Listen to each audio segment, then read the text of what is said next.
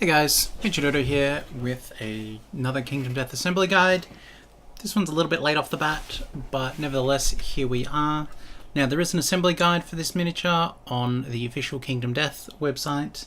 However, I find the video guides can be a bit more helpful, seeing how everything kind of actually slots together as opposed to just, tab A, slot B. So, we're going to be doing the White Lion. So this is the first monster you're going to hunt in the game. One of the first models you're going to need, therefore, so let's get right into it. Now, I've marked on the sprue beforehand with a Sharpie which parts I'm going to need. As these sprues contain multiple models, I found it was an easier way for me to keep track of, at least for recording, but it may be something to think of doing for yourself when you've sat down and you go, alright, I want to do a specific model. Yeah, mark it all out beforehand. Now, alright, so start off by cutting everything out. I'm using my trusty old abused Games Workshop clippers, and I'm just going to go through and I'm going to clip all these parts out.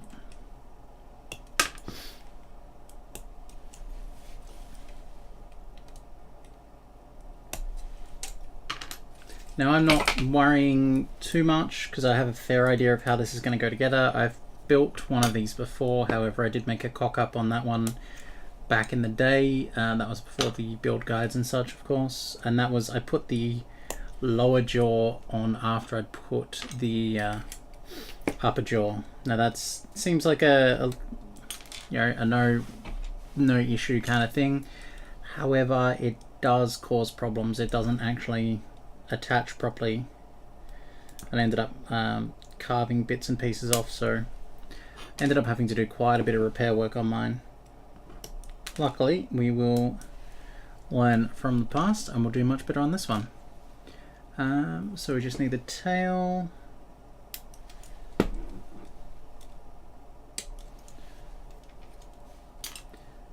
Double check if there was anything else I was missing. This looks like everything we need. So I'll put this sprue aside as it contains, now from memory, another, oh no wait. Myself in the bum. I missed the rear hindquarters. That would have been a bit embarrassing. Alright, so this does contain the butcher, 2 of the starting survivors. I think that's it on this one. Although it does look like those parts are from, oh no, it must contain another one of the starting survivors. So it'll be 3 total. And the other sprue has the rest of the ones you'll need. Alright, so next step, of course, is cleaning up the model. I'm just going to use a knife. I'm just going to quickly go along anywhere where we made cuts. So I'll put these aside. From the sprue, you're going to want to clean that up. Otherwise, it's going to show on the model and it's not going to look nice at all. It can also stop the model assembling properly, which is the big one. So go around, use your knife, as always, just kind of check. Now you're looking for mold lines as well. If you're not sure what they are, that is where the 2 parts of a mold meet, and there's a little bit of leakage from the plastic. And that looks like fine from that one. Right, now part 2.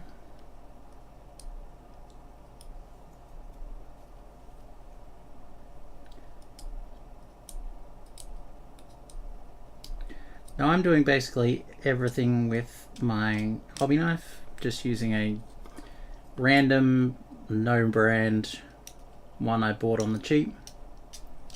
You can use your favorite brand. X-Acto is probably one of the most popular. Don't use the Games Workshop one, it is massively overpriced, especially in Australia. Like $50 for an X-Acto knife, and it is literally an X-Acto knife. The blade itself on the website, like the zoom in picture, has X-Acto engraved on it. It's like, come on, man. There is also, there's a few other bits and bobs that are designed for doing this kind of thing, but I don't know, I just find a steady hand and a sharp hobby knife will do everything. Now there's a mold line going along here.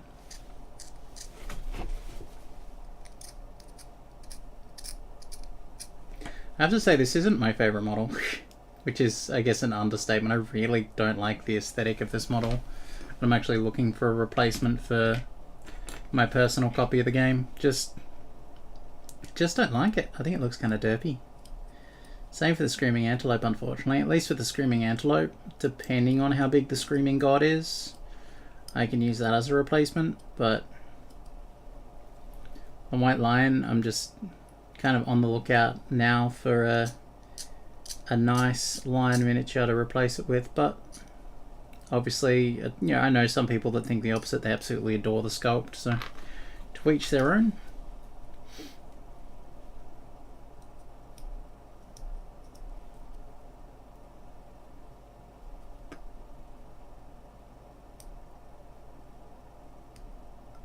Now I've got to be quite careful because I did change this and put a brand new sharp blade on this, and I'm kind of notorious for slicing my thumb open whenever I change blades in my knives, so if we're lucky we won't have to madly pause the video and edit later.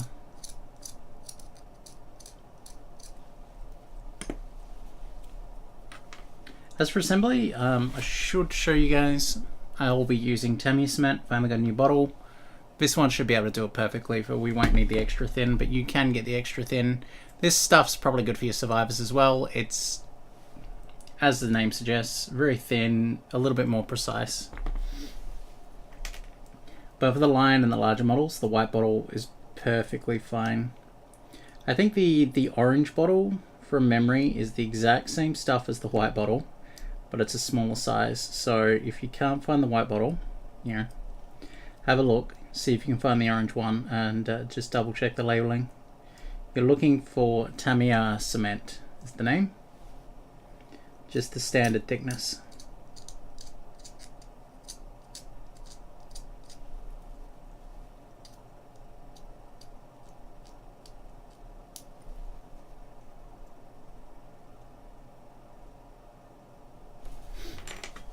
Alright, we're almost in the home stretch. This is a fairly simple model, thankfully. The starting survivors as well, when we do them, they're a little bit more fiddly, but again, they're quite simple, at least by Kingdom Death standards. Not as many extraneous parts and cutaways as they like to put on them. But it does mean this should be fairly quick, but hopefully you guys still find it a little bit helpful. Alright.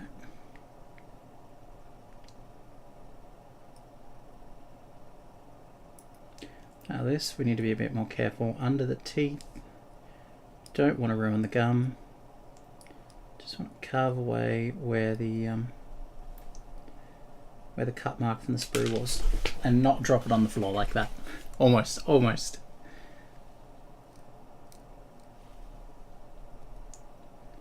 Be interesting painting this one. I know the first one of these I did.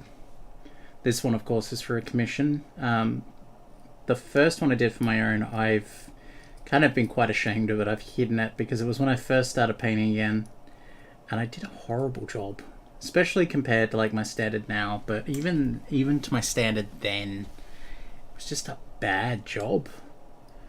And I think part of that was the dislike for the model, but also like, it is a white lion, right? So you gotta paint white, or you don't have to, you can paint any color you want, but if you are painting it as a white lion, getting that white color perfect, but also getting the shading from all the muscle tones and everything, that was the part I struggled with. I just don't like this face. It's just kind of derpy.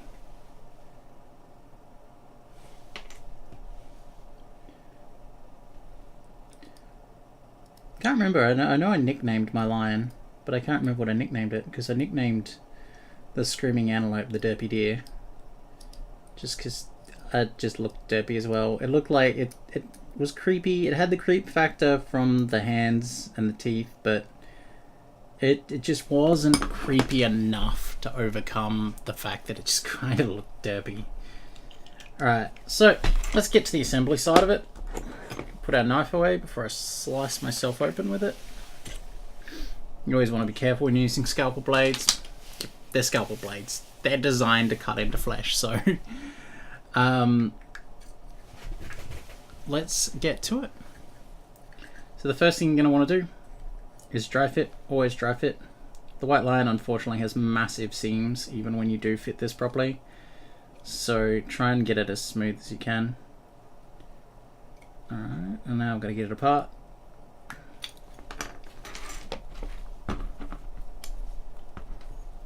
So now I'm going to use the cement. I'm going to be fairly liberal with this, as this will seep up and it will help seal the seam lines. The seam line is where two parts go together, and it is kind of the bane of my existence on many models, but this model especially, it was quite, I know mine, I spent ages trying to hide the one along its back.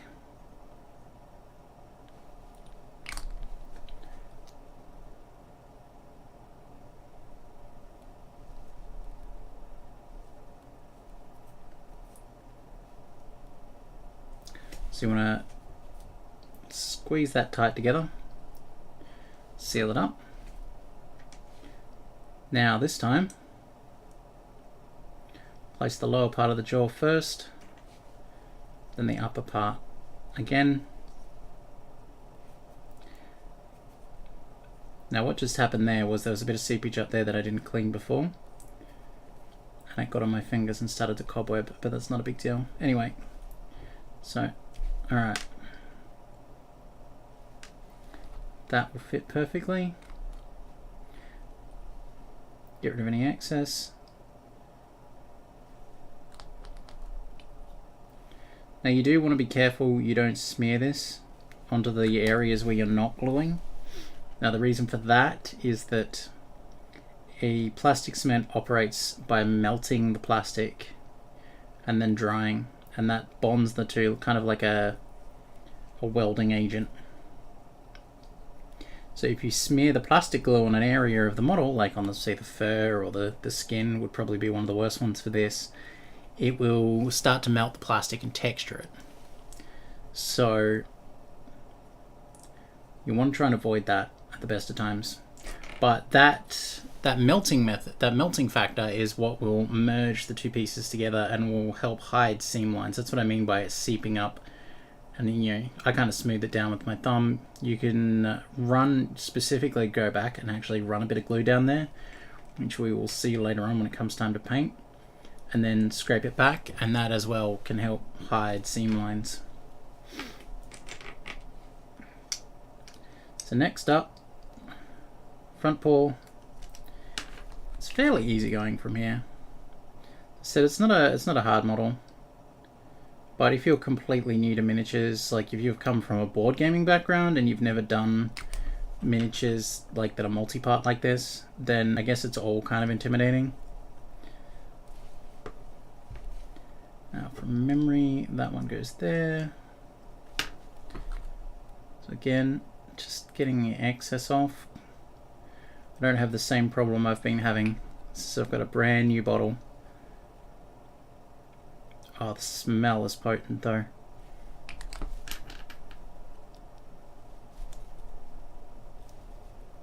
Now any gaps, like there's a small gap here where my thumbnail is.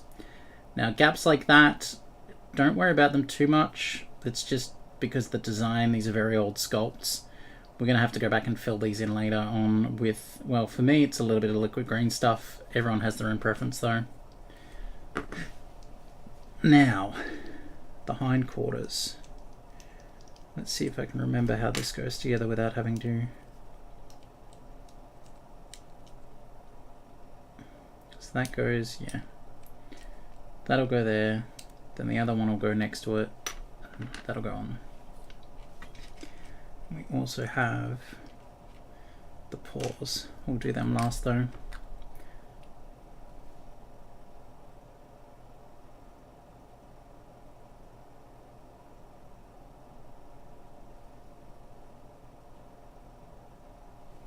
I'm going to do both sides of this at once because we're going to do both sides, attach both sides at once. This is so that we get a nice wind up attachment. Now, if you are a little bit too liberal with the glue, don't worry, you can smooth that out. I use emery paper or detailing paper. Abrasive paper is also known as. The Tamiya stuff is what I use just because it's readily available. It's cheap. You know, I pay like $5 for a ton of varying ones, and that'll help smooth down joints. So you can see at the back there's quite a nasty seam that we'll have to fix up. That's not a big deal. Look at the knackers on him. That's what I couldn't get over when I first got it. Yeah, great big set of line balls. Alright, now the last bit is the tail. Oh, so the last bit for the body, then we're going to add the paws, of course. Just dry fitting that again. But being an older model, I found this one was really bad for just seam lines all over. So I'm actually not going to glue this to the base, and that's why, so I can go back and fill in all the gaps, fill in everything. And if you glue it to the base, it's going to make it awkward because there's seams under here, seams between the balls, that kind of thing. And we're not in a rush to play with this one since it's a commission piece to paint. So that's our first pour there. Now I will include a link to the Kingdom Death build guide for you guys, so it might be a bit easier for you to use a combination. You can see, although I haven't done things in the exact order because I don't know, I just kind of play it by feel. I feel doing it like this is probably one of the easier ways to go along.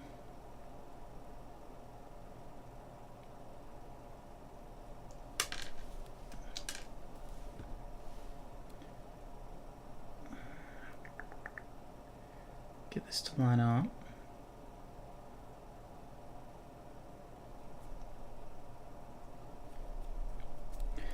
Rubbing your fingers together, if you've got a bit of plastic glue, will help get rid of it, by the way. If you're wondering why I keep rubbing them. Make sure that lines up as well as possible. It's the two front paws, and then we have our two rear paws. Said dry fit all the time. Just dry fit everything. If you're not sure, dry fit again. Keep your desk organized as well, probably another tip. You know, I've got parts that have one part in front of you, that's the part you're putting on. That will stop you getting confused, especially if you've just dry fitted. Alright, line you up a bit, see if we can get everything nice and...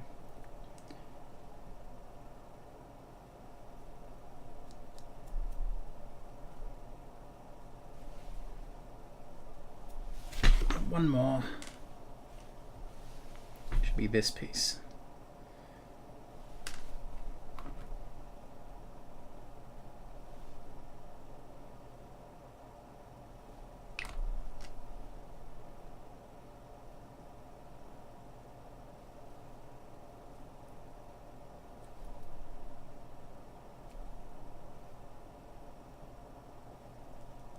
Now this one isn't fitting as smoothly, so I'm going to have to go back and fix at the back of that heel with a bit of green stuff, but that'll be fine. I either haven't cleaned it properly or more likely I've carved a little bit too much plastic off, but that's cool. Or it could just be a bad fit, to be honest, like some of the areas just don't fit properly on this.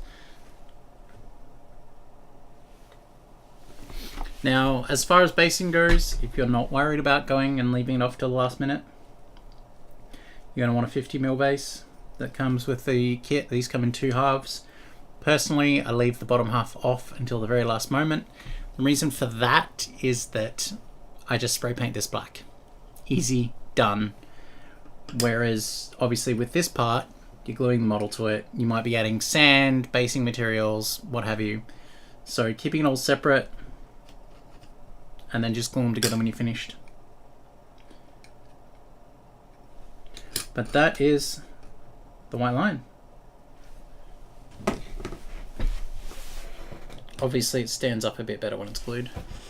I'll zoom in, I'll show you some of the seams though, what to watch out for, what we'll be looking at doing, filling. So you can see along the back, very nasty seams with this model, even when everything's lined up.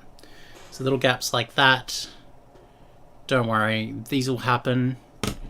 You're just going to go back and fill them up with liquid green stuff or something like that. But so here's what it is. Love it, hate it. It's the white line.